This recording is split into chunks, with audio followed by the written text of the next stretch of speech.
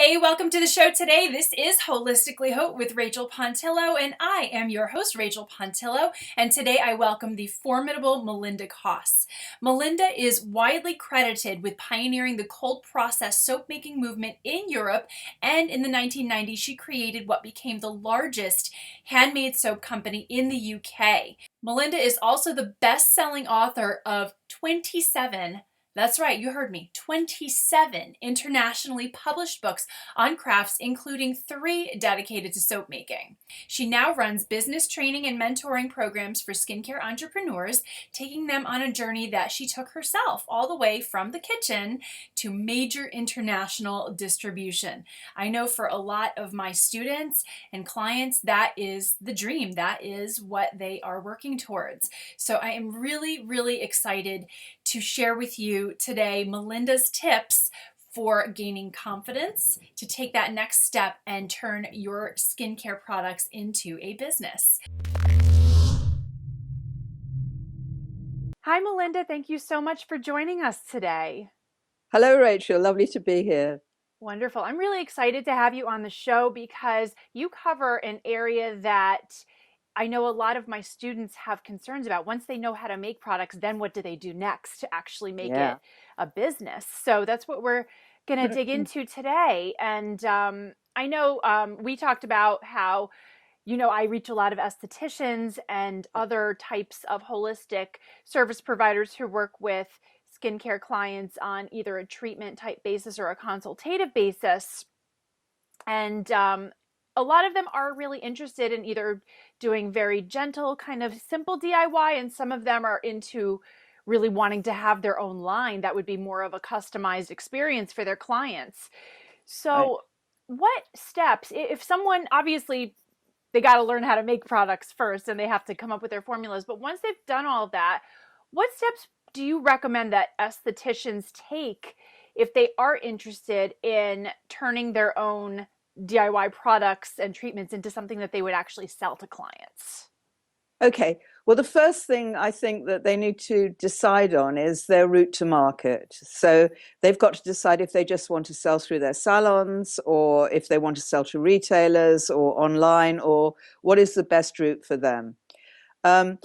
Secondly, I think the most important thing is they have to decide that they're serious, because there is a fair amount of legislation involved in selling products, and it alters according to where in this great big world that we can reach now we are.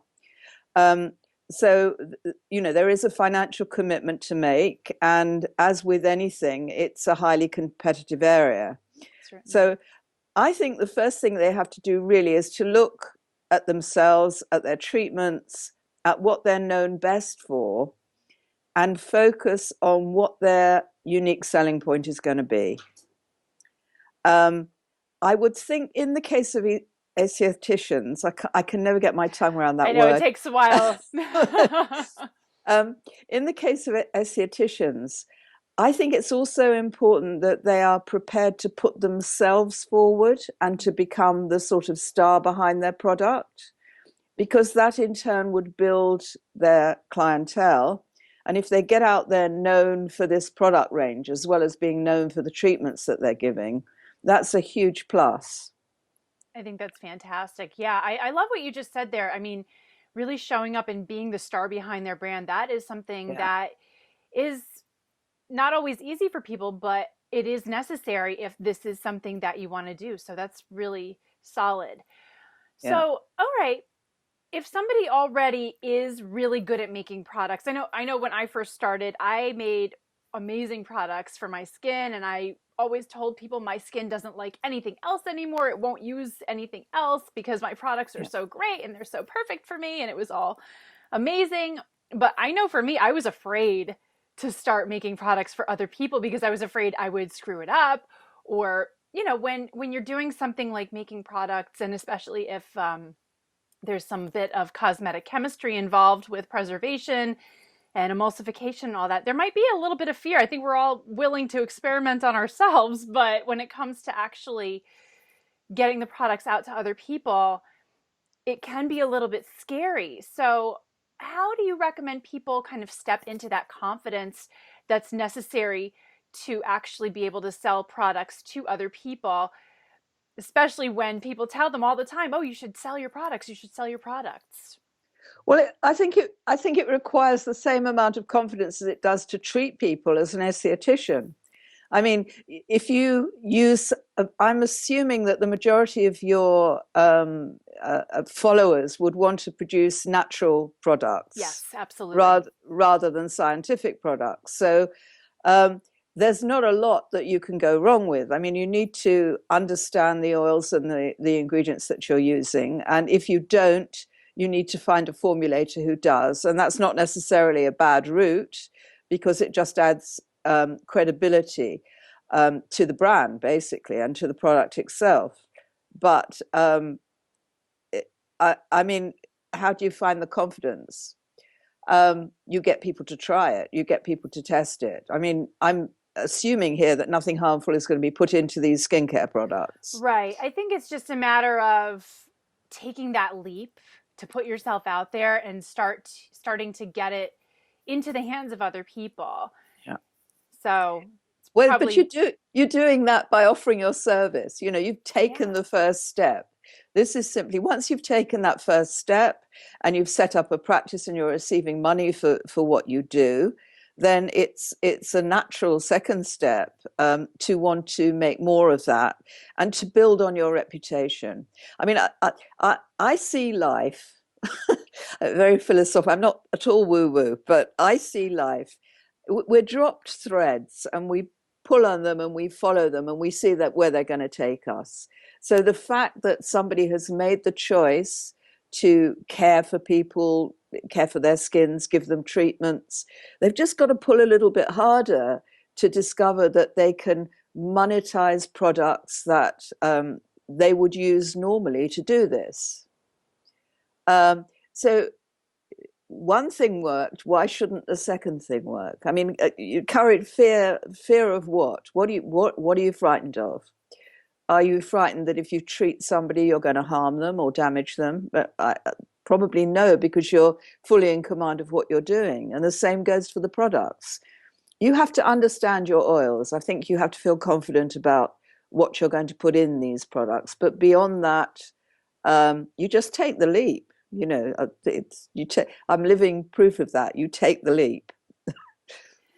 I think that's so important because even after people have had a lot of education and professional experience, I feel like there always is some level of self-doubt. Do I know enough? Am I qualified? Should I be doing this? So what you're saying is, well, if you're already giving people spa treatments, then absolutely you're already Yeah. qualified. So I think that's a great point. Thank you for saying that. I mean, I think another really important issue is that if you're in if you've created any sort of service business, you have to look for opportunities where you can um, monetize what you're doing, because otherwise it's going to be dependent on you until the end of time. And Right. it's very, very difficult to grow out of your little tight community. Product gives you the opportunity to do that, especially in this magical time when we can reach the whole world. Sure. And I think also another huge potential advantage is that you can create product for all sorts of different skin types and ethnic groups. And that's something that you might not do because you're dealing just with your local community. So this gives you the opportunity to use your knowledge in a much broader way. I think that's really valid because estheticians do have a deeper level of knowledge than other people who might be working with skincare products. So Yeah. there really is that opportunity to target more specific populations that, like you said, ethnic skin types, ethnic skin tones. I know there's a lot of different blog posts going around these days about how underserved those Yes. populations really are in cosmetics, not only in color cosmetics, but also in skincare. Yeah. Very So much yeah, it so. really is an opportunity to use an esthetician's training and professional expertise to deliver more targeted solutions for many different more niches Yeah. of And I mean, you have customers. you have the perfect platform to promote the products on, and you can build your own clientele alongside building your product brand. I mean, the Right. two go hand in. It's a matter of marketing. I could talk about marketing all day, but it's a matter of building a persona, building a proper marketing plan, and interacting the two so that they are equally strong, and both businesses would benefit from that. There's a real advantage. I mean, you have a tangible product that encapsulates what you do, what you believe, and you have the ability to sell it without being there every day and selling it by the hour. Right. It's a huge advantage. So I know we don't have hours to talk about marketing, but I do want to talk about it a little bit because obviously there's a ton of competition out there in the natural skincare product world, and that's just continuing to grow and grow and grow, which is a great thing because that means that what people who are writing blogs and spreading all this awareness are doing, it means that it's working. So that makes me really happy when I do see more competition, but I do certainly understand how somebody entering into that market could feel a little bit lost, a little bit like a very small fish in a very large sea. And I know you are a huge advocate for niche branding. Very much so. And I know that many estheticians also do specialize in certain niches. You might have one that specializes in acne, one that is more for teenagers and families, one that is for menopausal or postmenopausal women. So they're already familiar with niching down and targeting a specific clientele. How would you say people can turn a niche interest or specialty into a solid niche brand that actually sells? Well, it's about the language that you use in your branding and where you get your products seen. Obviously, I mean, again, we have the internet, so if you took the menopausal scenario, I'm sure that there are lots and lots of, I'm well past that, but I'm sure there are lots and lots of Facebook groups that deal specifically, are set up to help women. That, in fact, I'm working with a client who's producing one right now, who are targeting information to menopausal women. Well, if you have people talking about your product on groups like that, and to bloggers particularly, and shops, it's very interesting because many of the big store groups, certainly in Europe, are now taking their lead from bloggers. So they're stocking according to what, a blogger's response to a particular product. Wow, which is extraordinary. powerful. Yeah. So that actually means that you can, if you understand internet marketing, and a lot of younger people do, far more than I ever did, it's a really, really cost-effective way of getting your word out there. And if you don't understand internet marketing, then you find someone who does. Right. And there are lots of freelancers out there that can help you with that. So it's about identifying exactly who your ideal client is, talking directly to your ideal client with your branding and your language. It's really important that you're talking in their language. Mm-hmm. So buying up magazines that just to get a gist, that target market would buy, just to get a gist of how people communicate, putting together a really good social media campaign. You also have your practice, which is a fabulous way of broadcasting what you're doing. Mm-hmm. Local radio, local press, all these things, getting the right people talking about your product, having key influencers talk about your product. That's really, really powerful. Definitely. And on top of that pile is celebrity endorsement. Mm. But, often we all know people, we all know influencers. They might not be what do they call them? The Kalashnikovs. What do they call them, that family? My God, it's the Kardashians. Yeah, they might not be the Kardashians, but it's very interesting. If you have the right, if you stop and think about it, you will find the right person to talk about your products. And word of mouth spreads very quickly, as it would have done when you're building up your practice. It's the same theory. Right. So it's really kind of another example of just translating what it is that you're already doing into this extension. Yeah. Your producing something solid out of all your experience, and you're getting it out there. I mean, the other thing is to do ebooks about the products and why you chose the ingredients and things like this. So you need to be passionate about what you're doing with everything. If you're passionate about what you're doing, the rest is mechanics. That's a really good way to look at it, because I know a lot of people who are super passionate and creative, they get caught up kind of in the mechanics and executing these plans. But as you said, if you don't know how to do something, hire it out. There are plenty of Yeah. people available to help. But what I really want to reinforce what you said about the importance of speaking your client's language and speaking in your client's language. Yeah. Estheticians have quite a lot of scientific background in their training, and clients don't. So oftentimes, if they're trying to Yes. explain Yes. something, they might use industry jargon, Yeah. and the client might say, "Oh, okay." And if it's one thing if you're actually in the treatment room with someone and you can demonstrate what you're talking about, but when you're marketing, when you're reaching the masses, when you're casting a net out, even if you're trying to attract a certain specific kind of fish, we'll use that analogy, Yeah. you've got to use the right bait for that fish. And Yeah. that is meaning, what is that? What words does that client use to express what it is that they need? And Yeah. instead of responding in industry jargon, Yeah. finding a way to speak that language. So that was a really great point. So I want to wrap up by obviously inviting you to share kind of more about what you do. I know you have a wonderful coaching practice for makers, for Mhm. soap makers and cosmetic makers. And I know you are kind of a legend in the soap making world, and Oh, I'm very excited that you wanted to join us today. But I mean, you've written numerous books and you have so many resources available for people who are just getting started. Mhm. I run a program. I run a 16-week mentoring program where somebody will come to me with an idea and a real burning desire to turn that idea into a product that's going to sell. That's my cutoff point. If I don't feel that people are passionate and really committed to it, then I won't work with. I only work with 8 people on my program individually, but I only take on 8 people.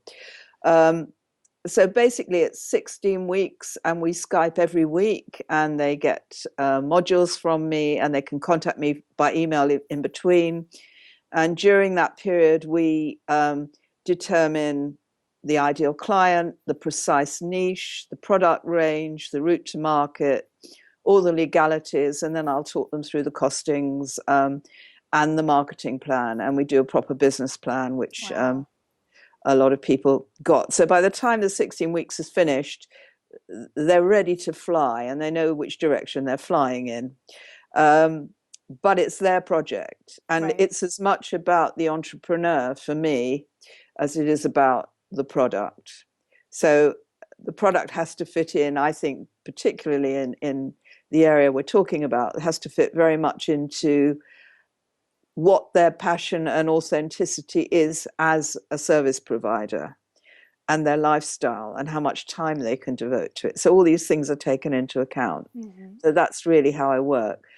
My current program's actually full, Mm-hmm. uh, but I'm taking on more people from July now for the 16 weeks. So if they want to check out my website, they can have a half-hour discovery call with me and talk it through and see if it's something that they're interested in doing. Well, thank you so Get to much for know each sharing other. that. Yeah, no, that's great. It definitely has to be the right fit when it's a mentoring relationship Very like much that so. on both ends. So that's excellent that you offer that discovery call. And I know that there will be a lot of people listening who are going to certainly find a lot of value in what you said, and hopefully will want to consider working with you in the future. Good. How lovely.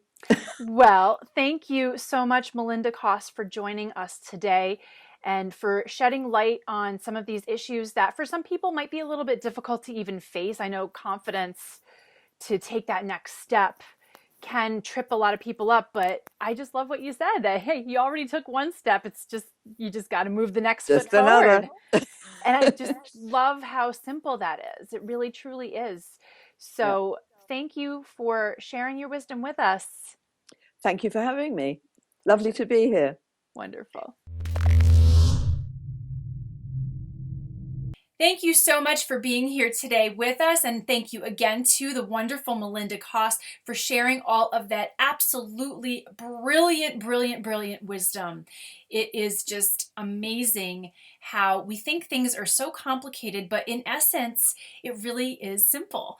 And sometimes it just takes recognizing that you already have within you what you think you're trying to achieve. You just have to reach back down in there, find what spark it was that already triggered you to take a first scary step, and just do it again. For more information about Melinda Coss, you want to head on over to www.melindacoss.com. And of course, if you would like to schedule a free discovery call with Melinda, if you're interested in joining her mentoring program, I have the link for you down in the show notes. I hope you enjoyed today's show as much as I enjoyed interviewing Melinda and putting this together for you. If you did, be sure to like it, subscribe to my YouTube and iTunes channels, and of course, share it with your friends. And the best part is when you come on over to my website at holisticallyhope.com and leave me a comment.